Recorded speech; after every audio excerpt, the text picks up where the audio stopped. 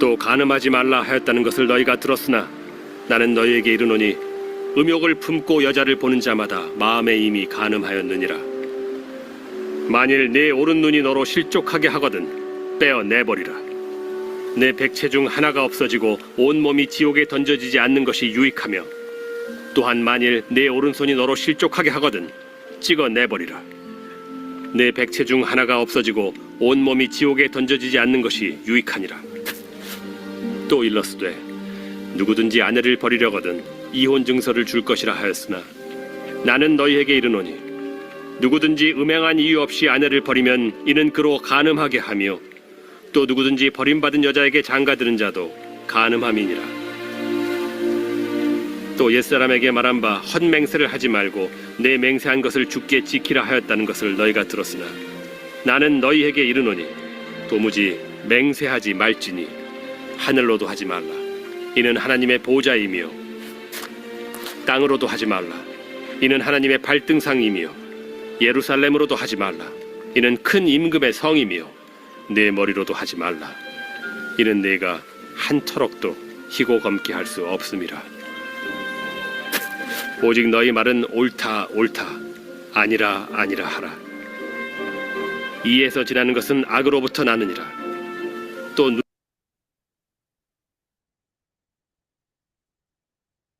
네, 오늘 본문의 말씀도 어제에 이어서 율법에 대한 말씀을 주시고 있습니다.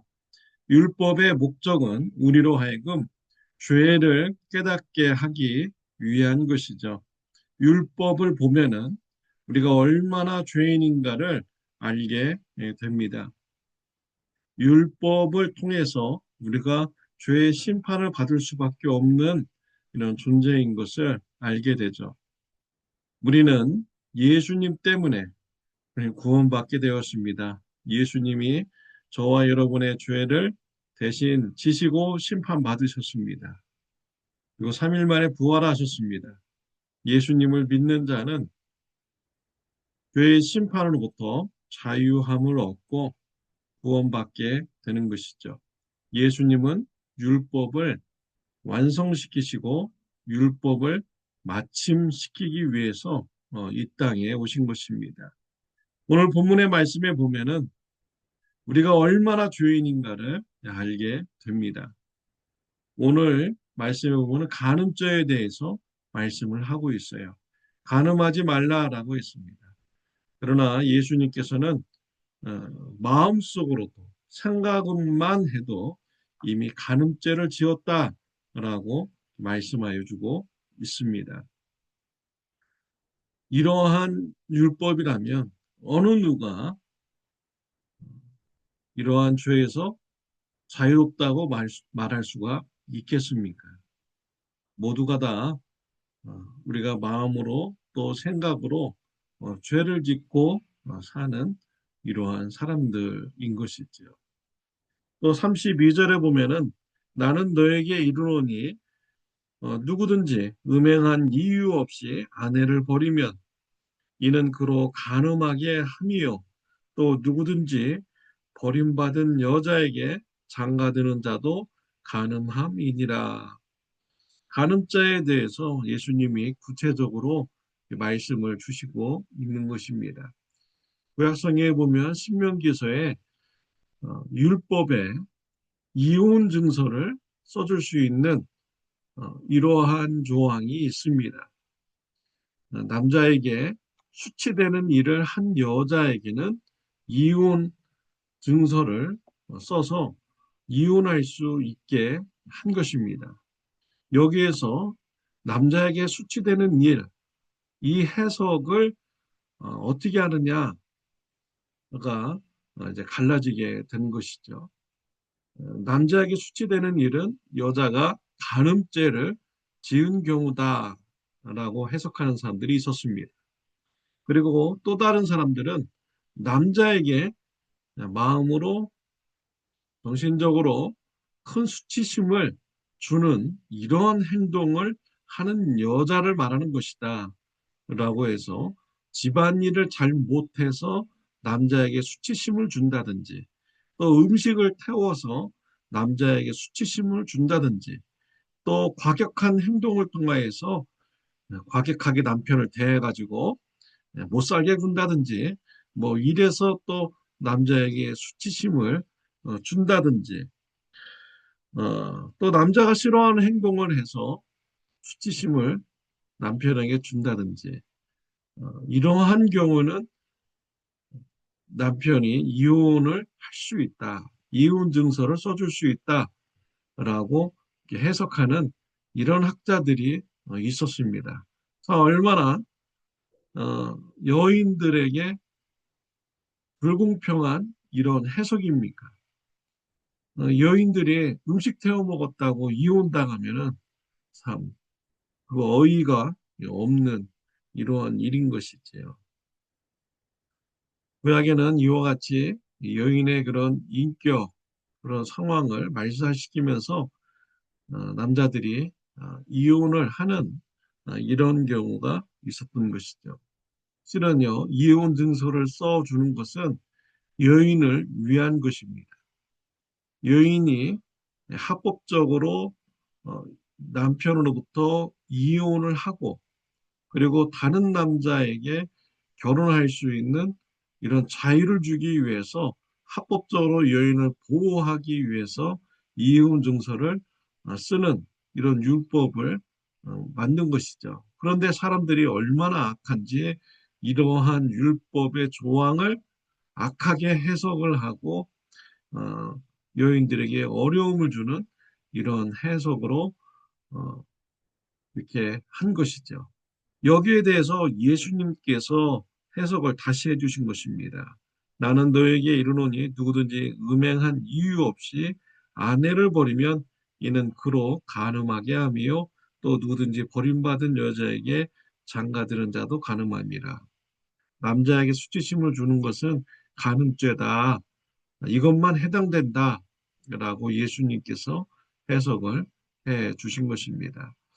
참 이런 것을 볼 때 우리 인간이 얼마나 악한 이러한 존재인가를 알 수가 있는 것이죠. 하나님의 말씀을 의도적으로 어, 죄된 행동을 할 수 있도록 해석을 하는 이런 악한 이런 모습의 사람들인 것입니다.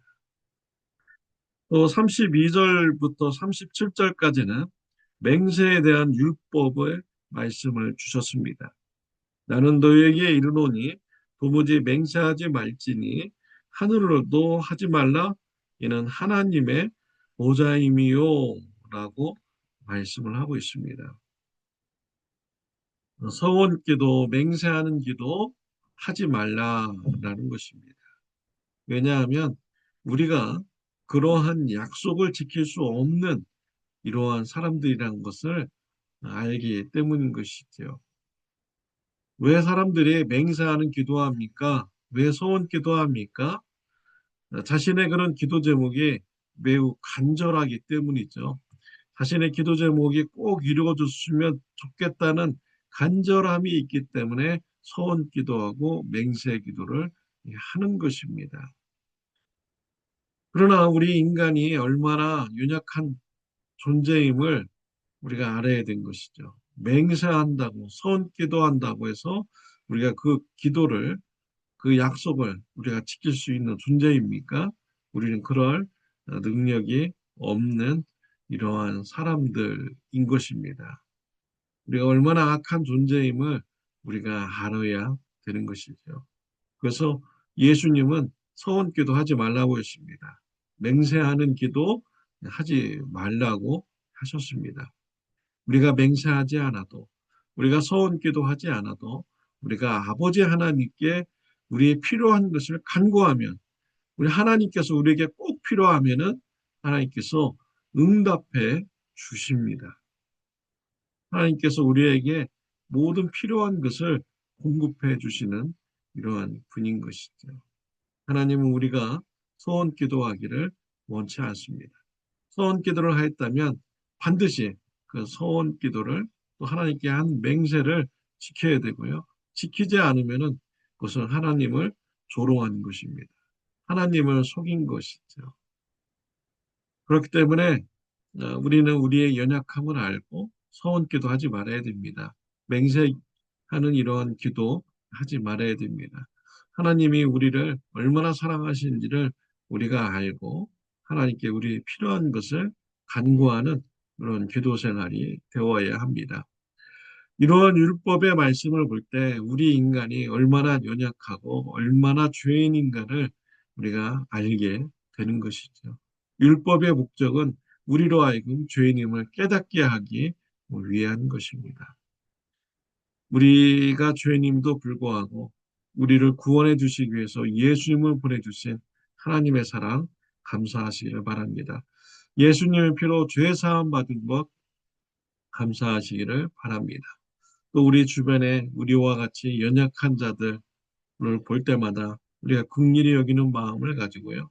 그들에게 예수님의 복음을 전하는 저와 여러분들의 삶이 되시기를 바랍니다. 기도드리겠습니다. 하나님 아버지, 우리는 연약하고 또 올바로 살아갈 수 없는, 또 넘어질 수밖에 없는 이런 죄인임을 주님 앞에 고백합니다. 연약한 우리를 위하여 예수님께서 대신 십자가에서 우리의 죄를 심판받아 주시니 하나님 아버지 감사합니다. 우리 예수님의 사랑 감사해서 예수님을 전하는 자가 되게 하여 주옵시고 또 예수님의 사랑에 보답하는 삶으로 예수님을 닮아가는 삶이 되게 하여 주옵소서. 예수님의 이름으로 기도드렸습니다. 아멘. 좋은 하루 되시기를 바랍니다.